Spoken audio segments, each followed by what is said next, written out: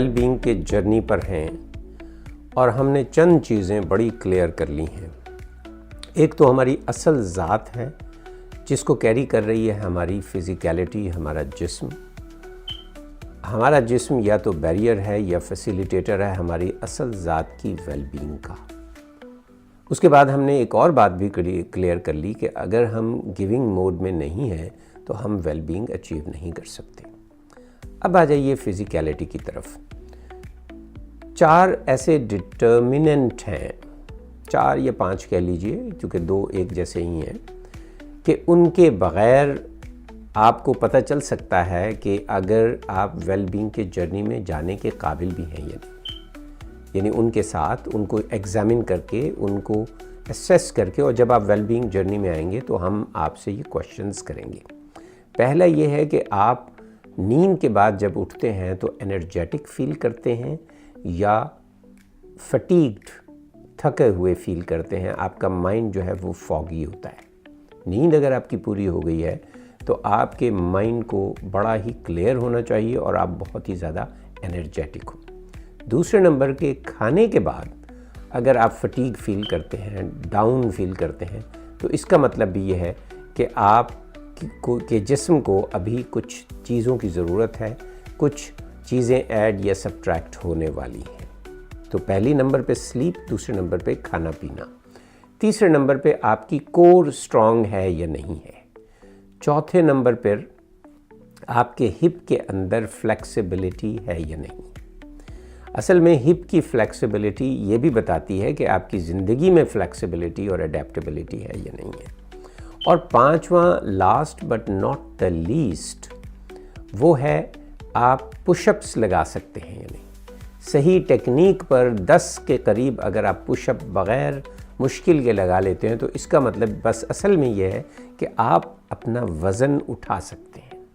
तो देखिए, ये 5 डिटर्मिनेंट हैं आपकी फ़िज़िकलिटी के लिए। सिर्फ अगर आप चेक करना चाहते हैं कि आपकी फ़िज़िकलिटी इस वक्त वो आपके लिए फैसिलिटेटर बन सकती है या नहीं, तो आप इन 5 चीज़ों को, मैं फिर दोहराता हूँ क्योंकि ये चीज़ें बड़ी अच्छी तरह आपके जहन नशीन हो जानी चाहिए।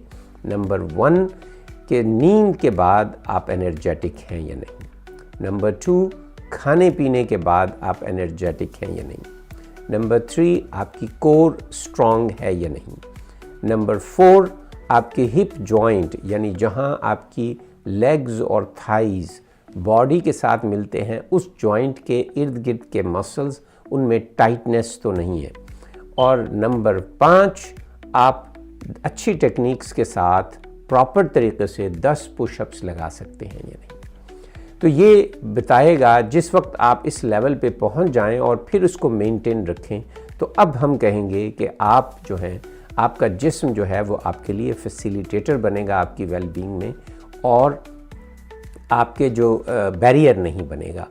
ये 5 चीज़ें असल में आपके लिए बहुत सारी बीमारियों को प्रिवेंट करने, बहुत सारे डिसऑर्डर्स जो इंसान अपने हाथों से अपने ऊपर लेता है, ये कोई कुदरत की तरफ से नहीं आते कि जनाब ये बीमारी अल्लाह की तरफ से आई है तो अब अल्लाह से दुआ मांगें और शिफा हासिल करें।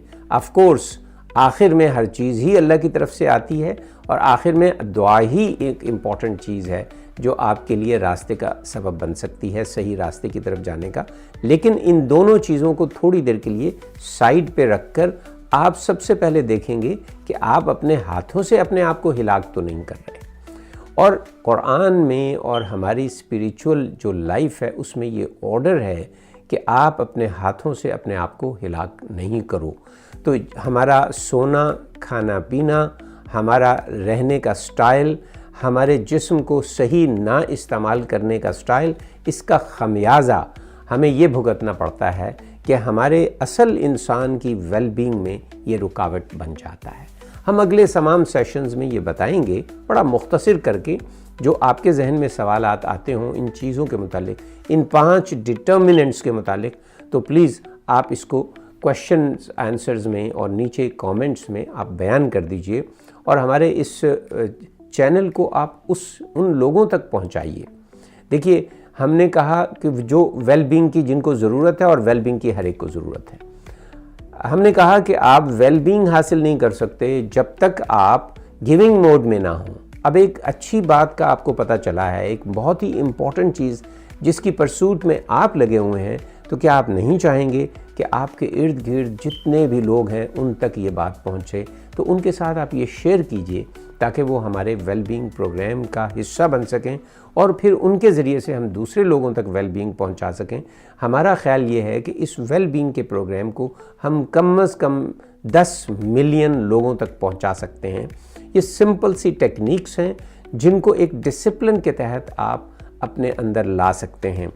सिर्फ नॉलेज से या इन्फॉर्मेशन से ये जो है आपकी ज़िंदगी में नहीं आएंगी। इसके लिए आपको एक ग्रुप बनाना पड़ेगा, इसके लिए आपको आपस में कनेक्ट होना पड़ेगा, एक दूसरे की हेल्प करनी पड़ेगी, तब जाकर हम वेलबींग के इस जर्नी में एक दूसरे को आगे बढ़ा सकते हैं।